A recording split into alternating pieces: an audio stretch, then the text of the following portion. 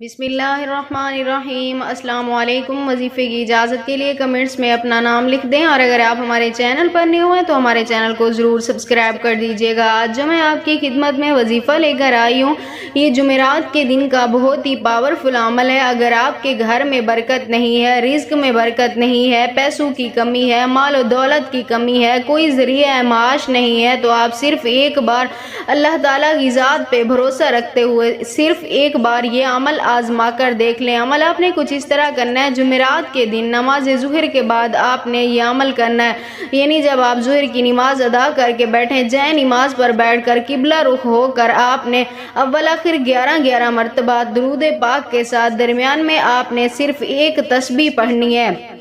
صرف ایک تسبیح، یا اللہ یا اللہ یا غنیو یا اللہ